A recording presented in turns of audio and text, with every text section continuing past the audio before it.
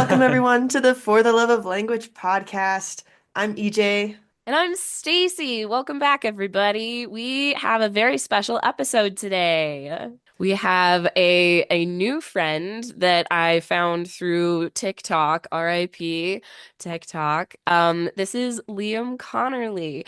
Liam is an etymologist and teacher, knows Latin and Greek and some other cool things. So we're gonna pick his brain a little bit.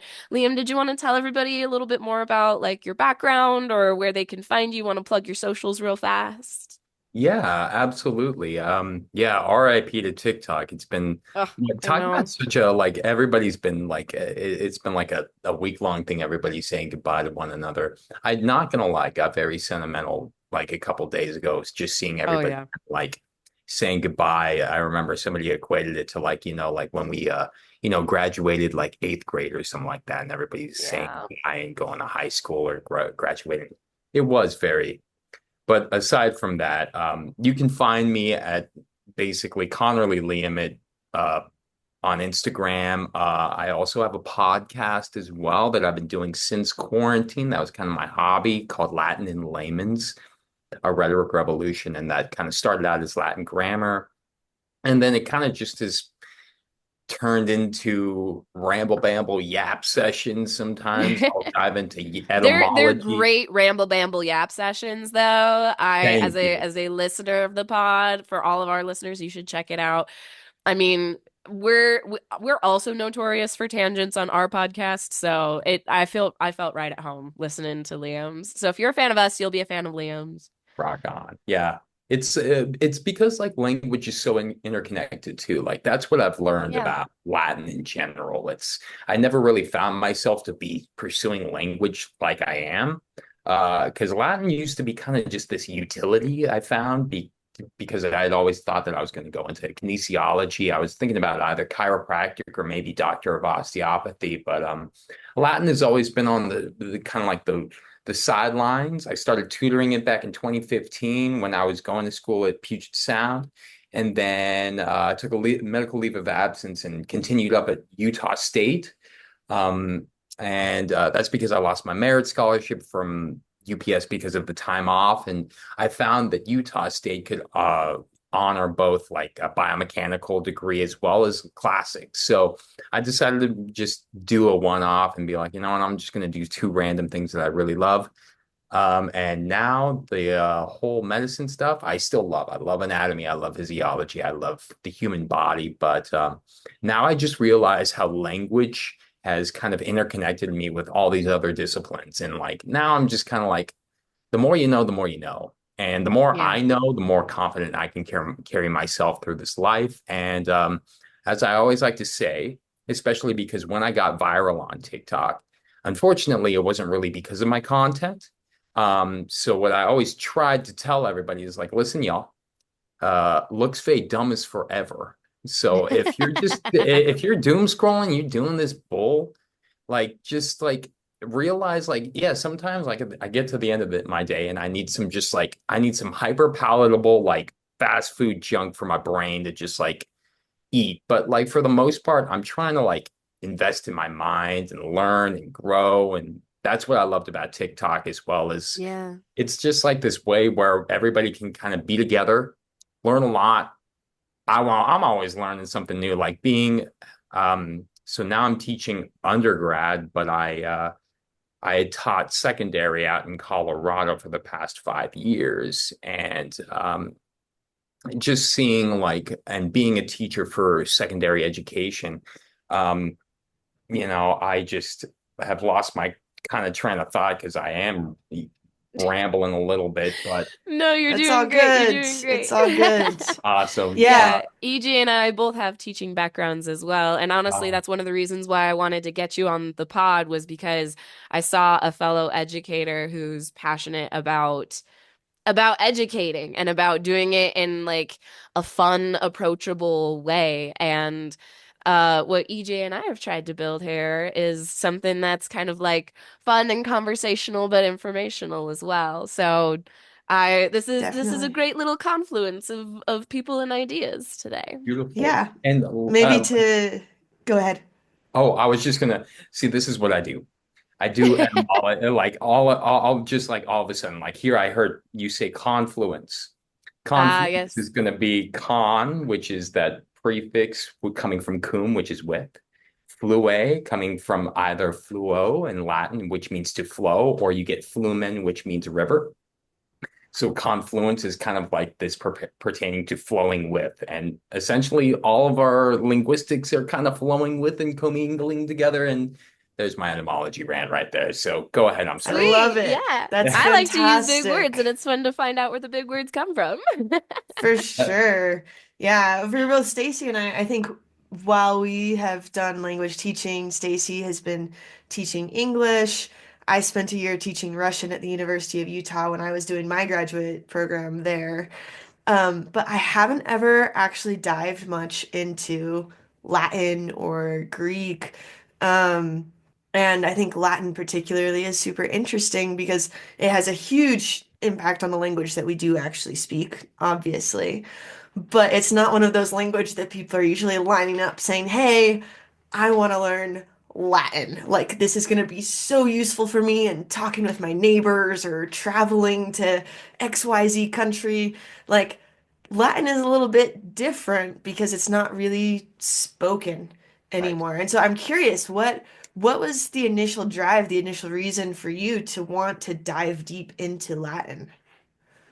Absolutely. Yeah, I mean, like one thing that I get all the time is like dead language. Like what? Why?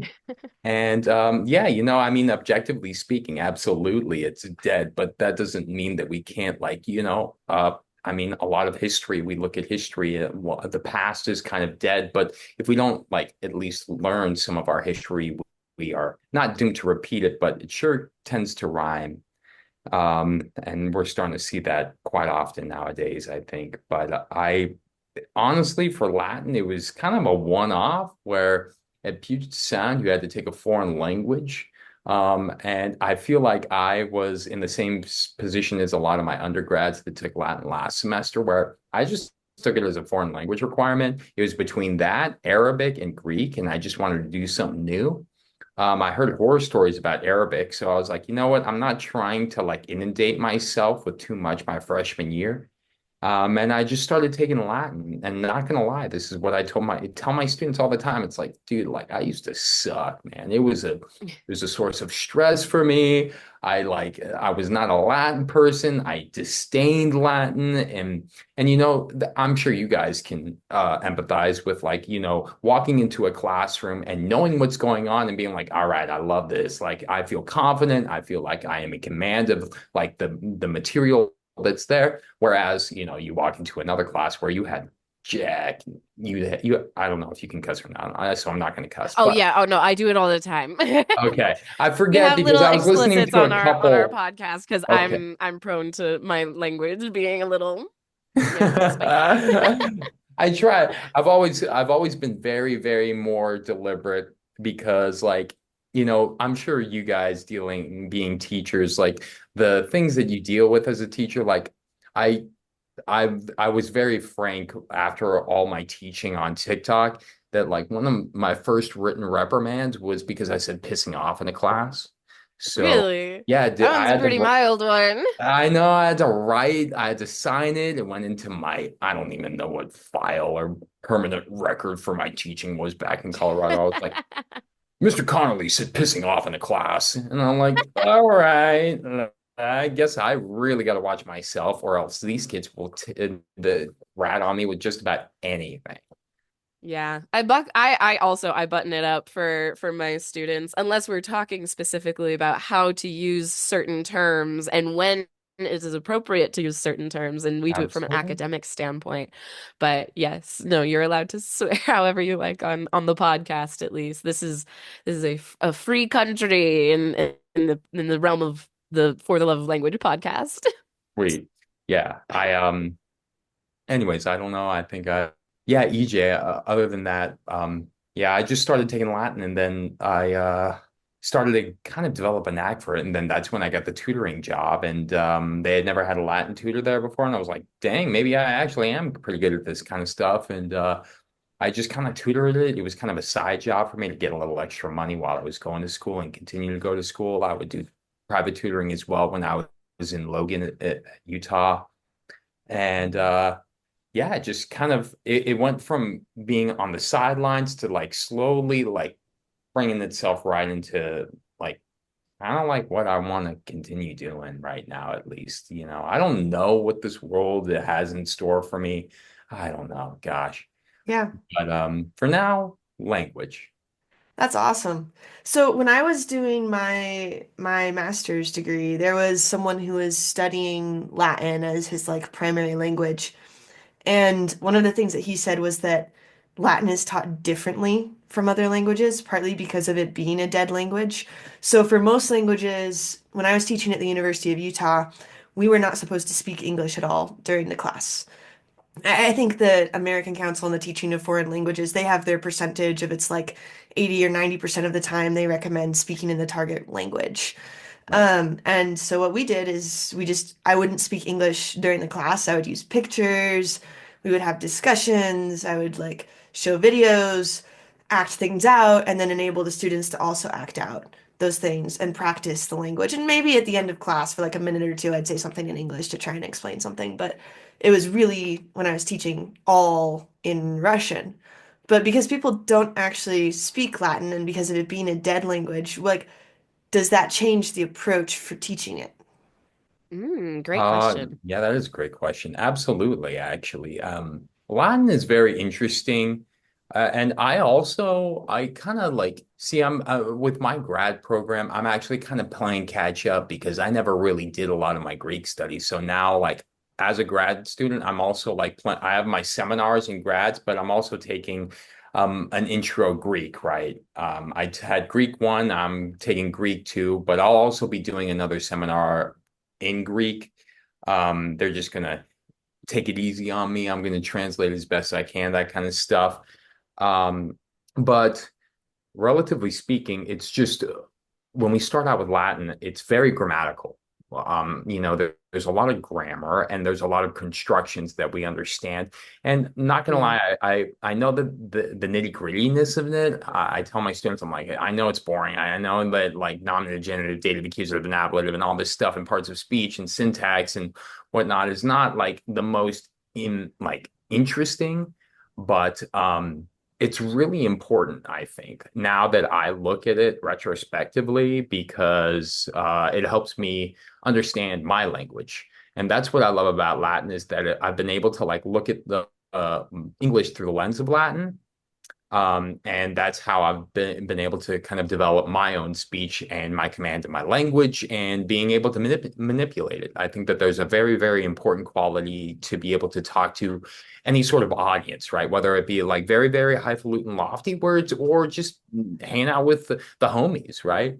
So I also try to show these kids that, hey, you may be just taking this to fulfill a language requirement. No harm, no foul. We can get something from it, though. All right. We can either get the fact that, like, you can extrapolate, like, your understanding of, these more lofty grammatical concepts. You have a better idea of, or you've expanded your vocabulary by diving into and looking at the Latin and the English derivatives, because that's Yeah. what I'm always doing. Like when I'm teaching, I'm kind of different with when I teach Latin as well, because I'm always trying to bring it back to modernity to give these Mm. students an opportunity to like look at Latin and be like, oh, like I see the utility of this. It Yeah. should amplify your life and your understanding. Like you shouldn't just be taking a class and something like Latin, we just got to buffer it out a little bit.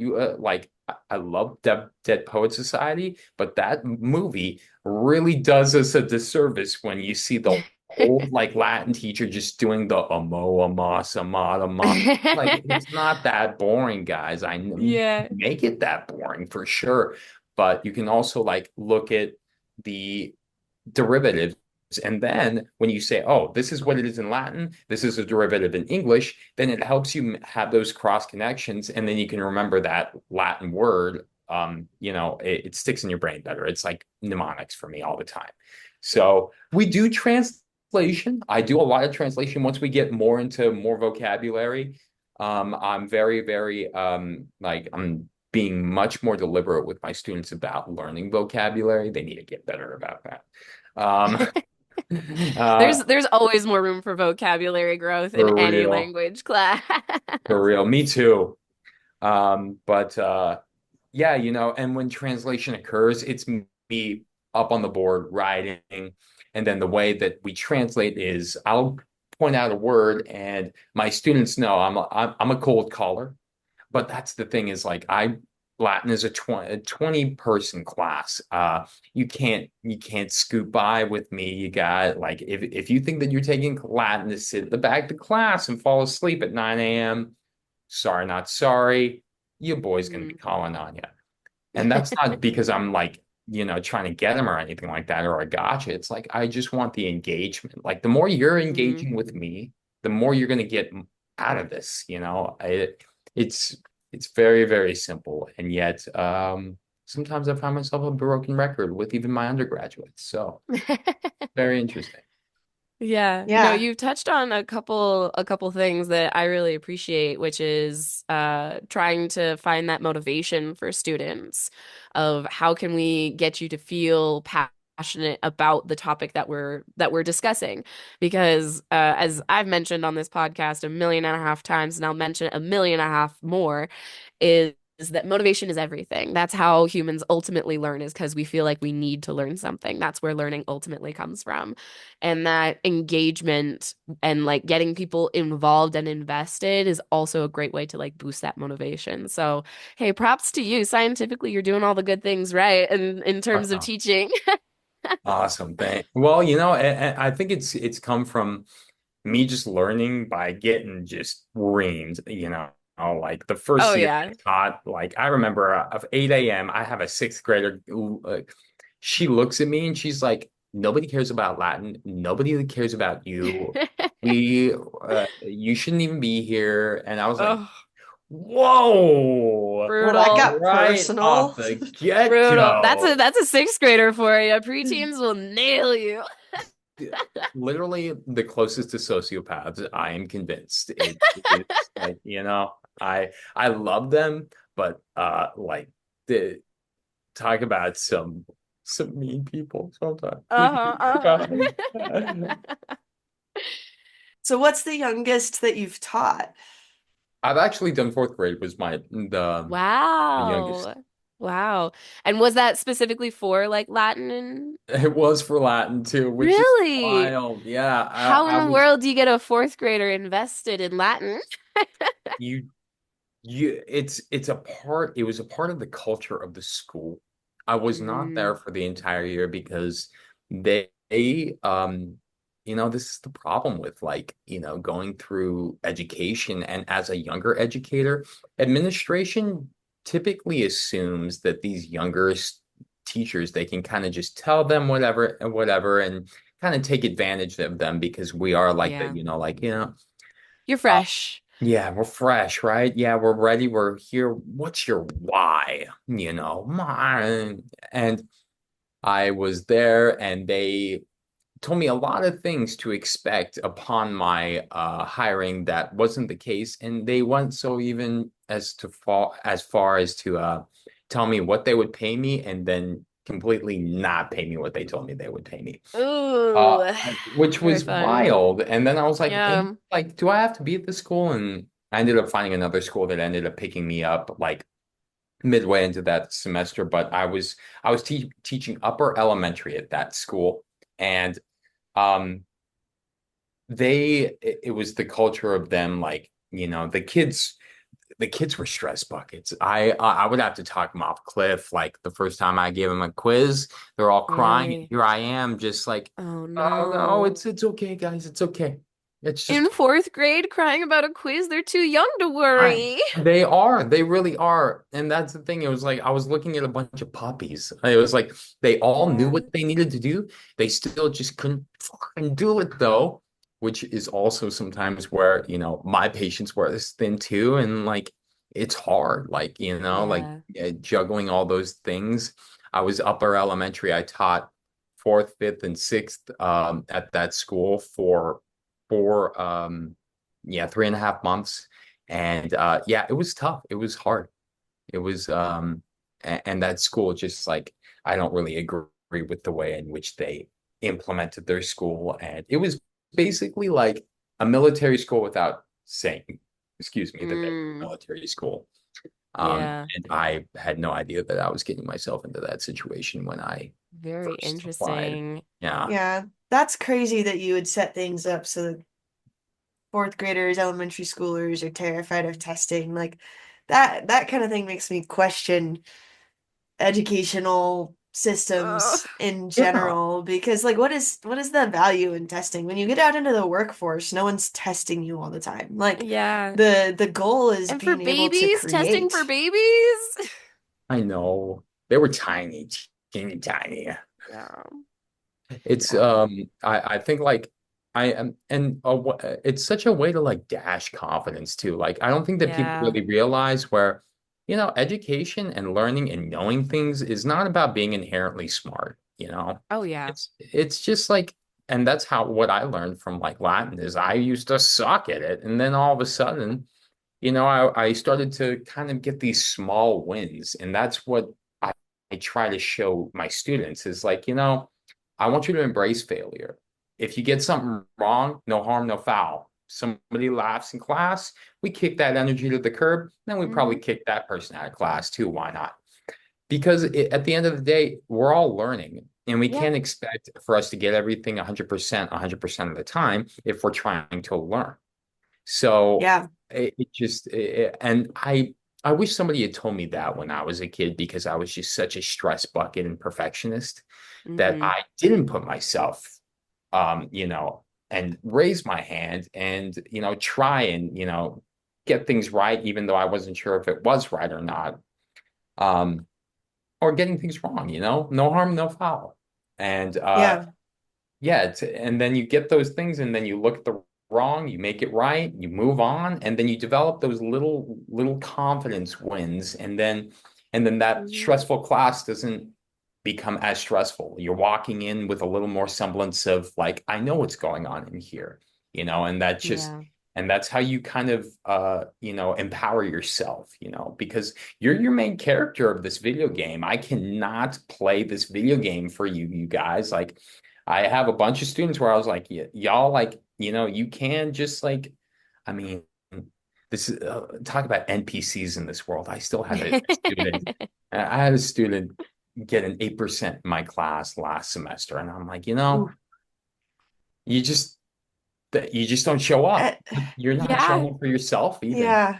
At that Yeah. point, it really is like you're just not trying. You're not even trying to show up for anyone. Something that you said made me think of, I don't know if you've read the book Mindset by Carol Dweck, Mm, I but have. Right. people it's a good one. But people get this thought of like, I am good at this. I'm good at linguistics. I'm good at math, or I'm not good at math, right? Like that's just something I suck at and I'm never going to get better at it. And so many people get these deep set beliefs so early on. And, even by elementary school, people start thinking, oh, yeah, I'm not good at that. I can't do that thing. And I really liked the book Mindset because it actually changed the way that I thought about intelligence. Like in my Mm, mind growing up, I'd had so many things where it's like, oh yeah, you can learn how to be good at this thing. You can learn how to be good at that thing. So like sports, you can get better at. Like being able to whatever it is, you can get better at. But I hadn't applied it to intelligence and just yeah. like being able to be smart is a learned skill. And that was something that I got from the mindset book. And I think it's a really important concept of it's when you decide not to show up and not to try that you're actually making yourself fail. Because there's really, like, barring extreme circumstances, right? There's not a lot of things that you couldn't set your mind to and decide that you wanted to do and become really good at. Maybe not the best in the world, because we live in a really competitive world, but you could become really good at pretty much anything. Oh, Yeah, it's true. yeah. It's true. Yeah, something else that you said, Liam, kind of reminded me of a conversation that I had with a student this last week. I host the Conversation Club, and it's a way that students can make up absences, but they come and they talk. And I only had one student student, but he and I had a great conversation for about 2 hours, and it's it's funny that you had this like confidence building experience with Latin because like a lot of people who learn any language, not even just a dead language, but any language in general, it's a very vulnerable process, which I find very fascinating. It's different from other subjects in that it demands vulnerability in communication and it in kind of having to open yourself up. The only way to get better is to kind of develop that growth mentality of it's okay to make mistakes. It's okay to like just try and fail and try again, but just show up no matter what to get better. And so that's actually really interesting because I mean, I have a little chip on my shoulder about dead languages as a phonologist, but we can get into that in a second. But it's interesting that even with a dead language, it still has kind of like brought out and demanded that vulnerability in a way that other languages do. Absolutely. That's funny. I was having a conversation with my mom, like going back to, how we kind of we put ourselves into these tropes or like parameters, like you were saying, EJ, where I'm a math person or I'm a science person or I'm all linguistics. My mom has always said how she's deathly afraid of math. She's not a math person, blah, blah, blah, this and that. She bad with numbers. And I'm like, Mom, wait, hold up. My dad's a chiropractor. He owns his business essentially, but really my mom owns the business because she's the one at the front with the all the office girls running she's the head honcho. But not Hmm. only that, she also has a little side, like, and she calls it MC for Margaret Connerly billing services, where she also helps other small practices around Santa Fe bill for medical insurance and stuff like that. And I'm like, Mom, Wow. you're Good literally on dealing with her. numbers all day Yeah. long. Are you really telling me that you're not a math person? Because I don't know about you, but it sounds like you're pretty math Yeah, person. yeah. And she's like, I guess you're right. And I'm like, I could get used to hearing that, Mom. Get used to hearing that now. Especially from your parents. Yeah. But yeah, I think that that's one thing that we kind of, need to realize is that you're your own limiting factor at the end of the day. Hmm. Um, and sometimes it's hard to realize that too. It's not just like you can just flip a switch and be like, oh, well, I'm just going to change my mind with one moment. That's beautiful. Like, certain people can do that. Not everybody can do that. So, yeah, Well, I if you indulge me, we can take a hard pivot into the nitty-gritty linguistics side of things. let's do it. So I, as a phonologist, have always had a bit of a chip on my shoulder, as I've said before, about dead languages in particular. And I've had this notion for years of like, why in the world are people still bringing up Latin? Like Latin was brought up in one of my phonology classes talking about like metrical structure. And I'm like, how do we even know? Like, what is the point of even studying it? Because it's not alive, it's not changing. We don't know what exactly they were saying. Like, are we sure this metrical structure is the way that it is? What would you tell somebody? Because I mean, I've developed an appreciation over time, but what would you say to somebody who thinks that there is no value in studying dead languages, like specifically from the fact that it is not spoken? I would say that really Latin can be deployed in so many different ways. Like, for instance, if you just are a words person as well, like me, for instance, and being able to just like extrapolate the roots from a word, etymology is really cool. And seeing how, language isn't like the Big Bang. It's not like, and here's the first word, and from the first word, boom. No, Mm-hmm. it's not like Mm-hmm. that. We as humans have used language in order to delineate our physical world. We don't Yeah. like abstract things. We want matter of fact things. We want tangible things. That's why we have a term for God, right? If we didn't have a term for God, then how would we refer to this omnipresent entity? That's why in Islamic faith, Yahweh is always spelled without vowels is because when you say the name, you are in turn, it's almost hubristic by basically making Yahweh of this physical realm. You're not supposed to do that. In fact, I had a student tell me that you're not even supposed to try and draw Yahweh because that's also another marring of the concept of Yahweh. So language can be, I'm going off on a tangent that way, can be like for instance, like when I look at confluence, other people would be like, nobody cares about these words and that kind of stuff. But then I would be like, well, maybe you are more of a medical person, more, and maybe you like want to learn more pathologies and toxicologies. If you were to go ahead and just like look at any sort of blood panel, all of it is going to be either Latin and or some Greek. You look at a blood panel and hey, you know what, Stacy, you're presenting with hyponatremia right now. What is that supposed to be? But if you break these words down, synergistically, you have, language is kind of like math, I think. I think there are a lot of patterns. There And are. I mean, don't get me started on computational linguistics and how mathematical structures and logical formulas can kind of map onto like language patterns. That's a conversation for another day, but yeah. well, I would be down to talk about that because computer science is another breed of its own. Like I took that, I thought I was going to do that for a hot second. First C in my college career.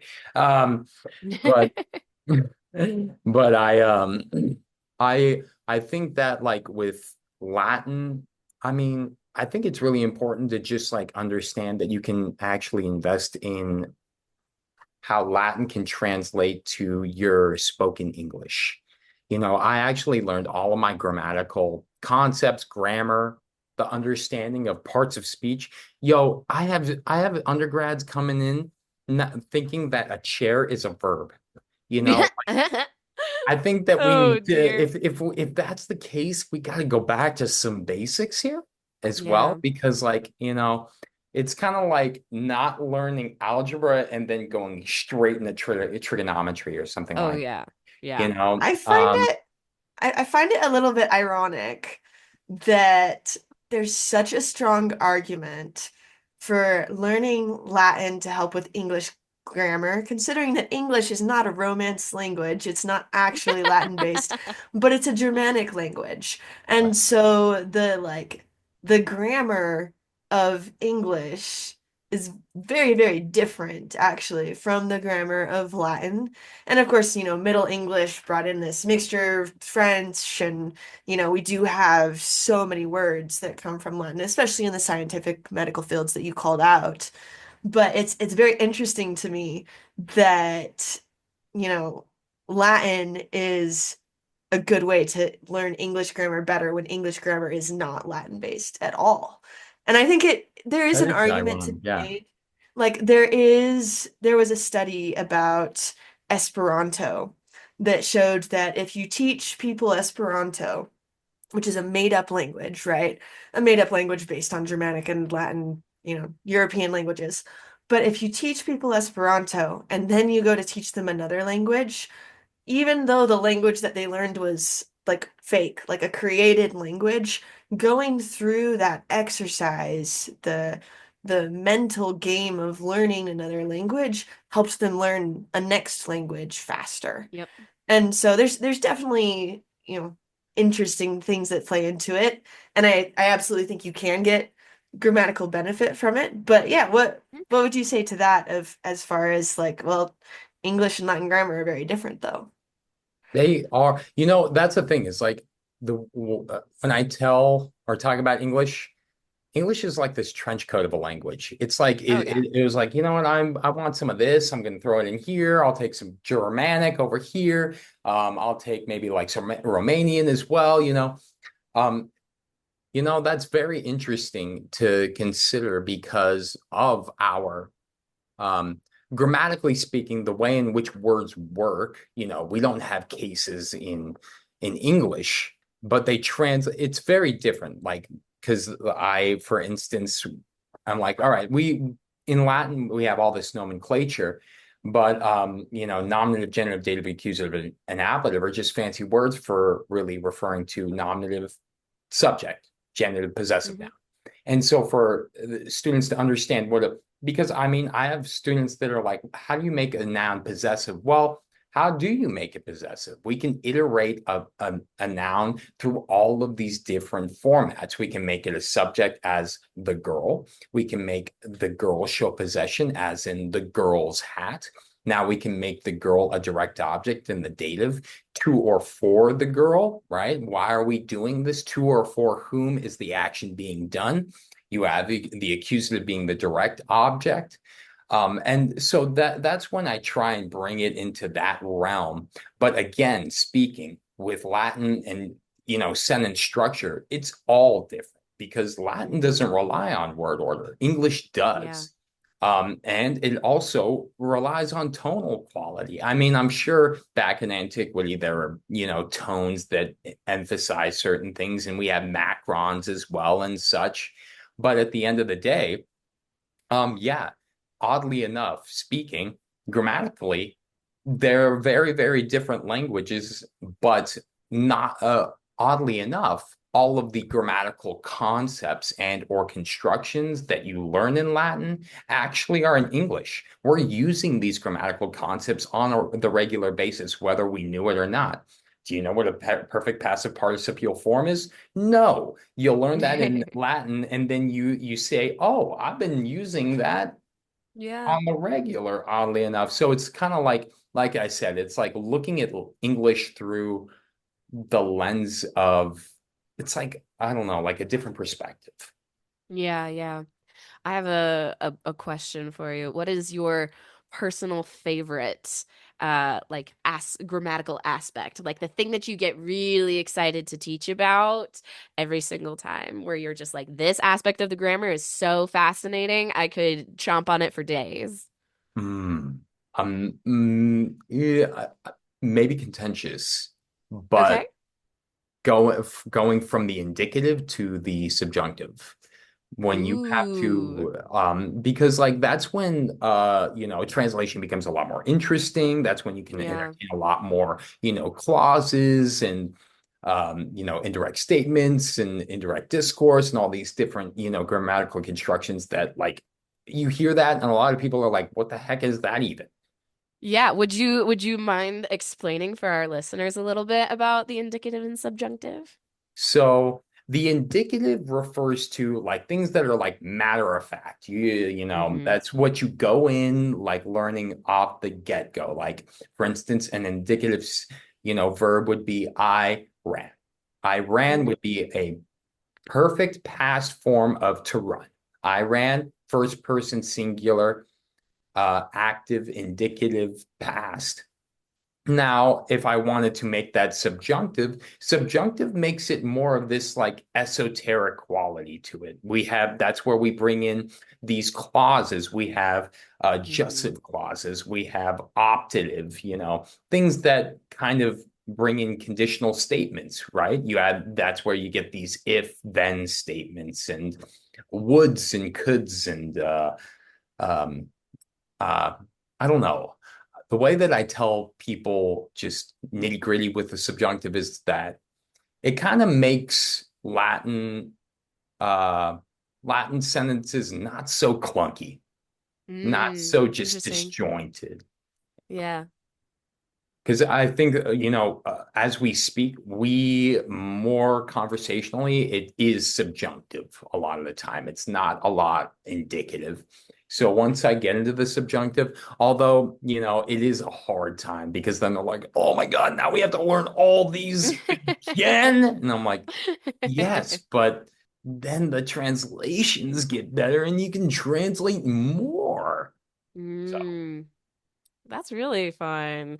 Yeah, no, verbal structures are they're always very exciting for people. yeah, I don't know. Like that's a really great question though. Like things that like I don't know. Like I'm kind of weird about participles too. I like That's participles. fair. Yeah, yeah. Um, Hey, if we're talking like syntax and grammar stuff, I've got a thing for noun phrases. I love just like chunky, massive noun phrases of how much can we shove into a noun phrase. I love it. That's fantastic. If you would like, we did have a couple questions that popped up in our Twitch chat. If you would like to address some viewer questions. Totally. Let's do it. Hey. Our friend Liberty Twitcher here, thanks for the follow, by the way, says that I notice a lot of people don't even use the subjunctive. How did that happen? Is it correct to fail to use the subjunctive? Quote, if I was you, sounds so wrong. That's a good question. I'm not sure if I have a Yeah, great answer to that. that one I I can't mean, answer Should we ask personally. Almighty Google I right think now? I could speak a little bit to it actually, EJ, because this please is do. Pop off, EJ. Let's go. There's three of us experts here. I We know. should be able to answer a question or two. Exactly. Teach me something here. right. No, this is about an English conjugation fundamentally, right? Like there's the if I was versus Oh, if yeah. I were is kind of the Hmm. crux Yep, of they this in just my clarified mind. in chat that if I was versus if I were. Hmm. Yeah, and this comes down to something that just happens in language all the time. And Yes. one of the things that Liam brought up is like English doesn't do cases. And that's mostly true, but not entirely true. English used to do cases like German did, or German does. Actually, German still has the four nominative, accusative, dative, Hmm. genitive.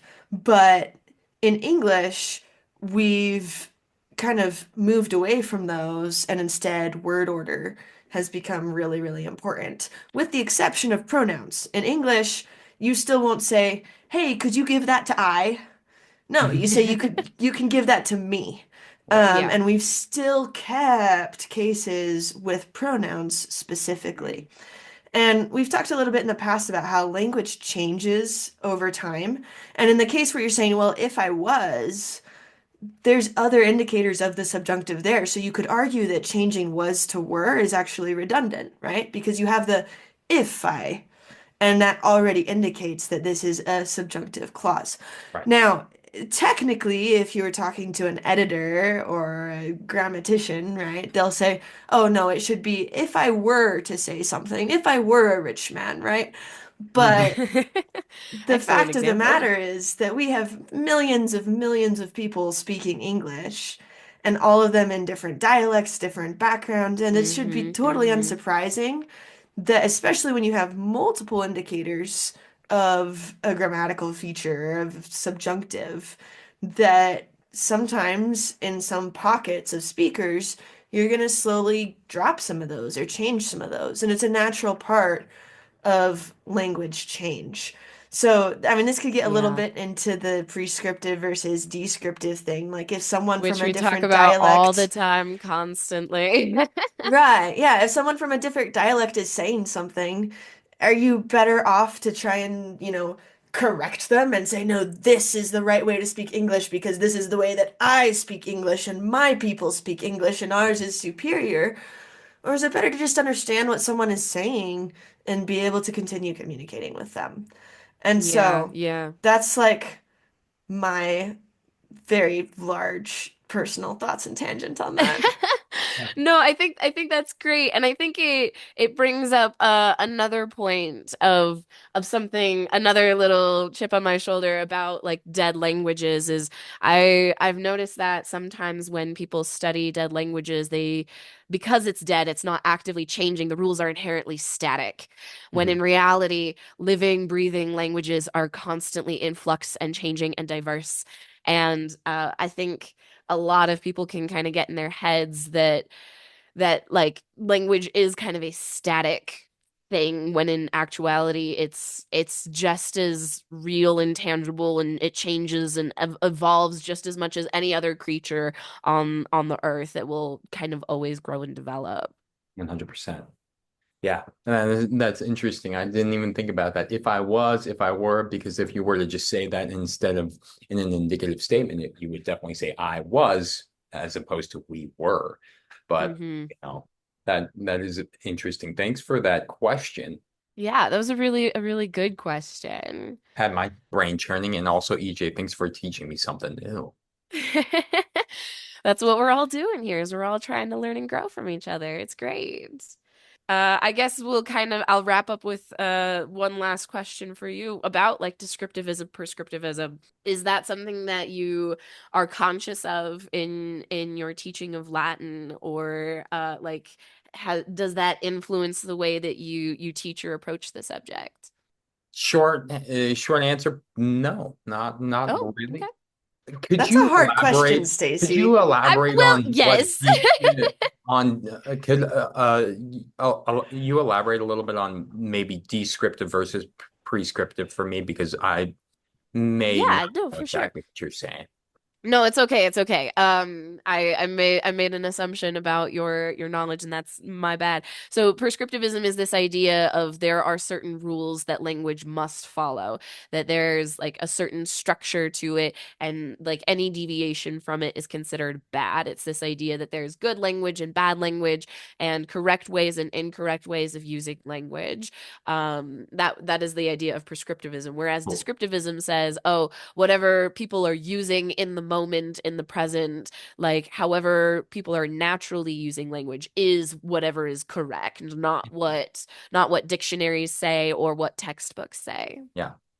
I honestly, I would say way more descriptive. Something that I like to defer to a lot is when I don't know something and or I don't have a very firm answer. It's like, I really was not consulted in the design phase of this Latin stuff. You're gonna have to get a time machine, go back, and fisticuffs Yeah, some of those guys back then. But because yeah, that's because I think education itself is descriptive, like yeah, no, it's not like nobody I just hate cookie cutter approaches, that's how I try to like tell my students, it's like education is your own thing. How you learn is how you learn best. You know yourself best. I don't know you, you know you. You help me learn how you are, and then we can work together and become this collaborative effort. And that's what Latin is as a team. But at the hmm end of the day, like I am very like, I'll be like, even in class, like I get these kids trying to pronounce these words. I'm like, I don't care if you get it wrong, yeah, whatever. Like it's just give it a shot, you know? Like language is very humbling. And yes, I think that in general, like it's also very anthropologic. It's cultural. I love language. It's, although it divides us, it's so beautiful because we find means in order to try and learn in order to understand another person or people. That's the beautiful thing. Who cares about, no, I'm sick of this white nationalism crap. It's not like I'm traveling halfway across the world to be in the exact same place that I'm at here right now. No, I want to hmm experience something new and grow and develop. And yeah, so there's my ramble bamble. I'm wrapping it up there because I could go off on travel too. So That That is is all such good. an That is all good. interesting question. I think it's so interesting to apply prescriptivism versus descriptivism to language teaching because there is something about teaching that is inherently prescriptive, right? mhm. Yeah. Like you have knowledge that your students don't, and you want to impart that knowledge to them. And if your student is like, no, in Latin, this is actually the way it is, and starts speaking Finnish, like that student is objectively wrong. Finnish is not Latin, right? So I mean, you can take anything to Completely different language family. extremes, right? Like it's not the same. Yeah, And yeah. so obviously there are aspects of teaching that you do have to be prescriptive. And like sometimes if something is wrong, you would be doing your students a disservice to not tell them and then have them sound foolish in their normal other conversations. So Yeah.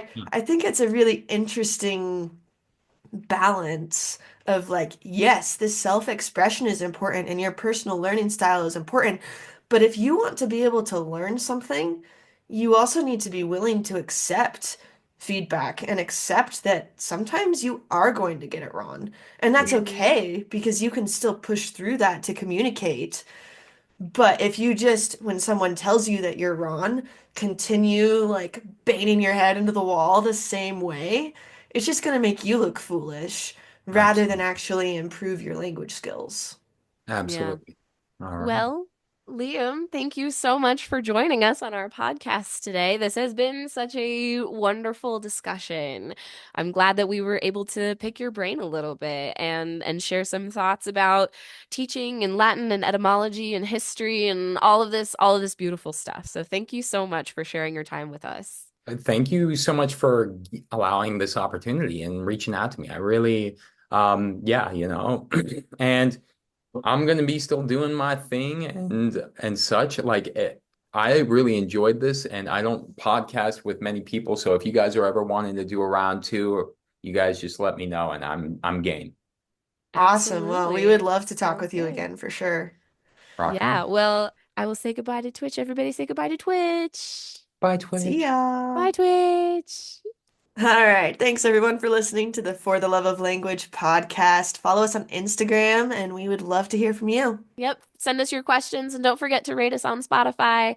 And hey, if you wanted to catch more episodes live, then go ahead and follow me at twitch.com/Stacy the Linguist for personal questions. You can always come and ask questions on Twitch, and we can bring them to the pod as well. So it's just another way to interact with us. Bye.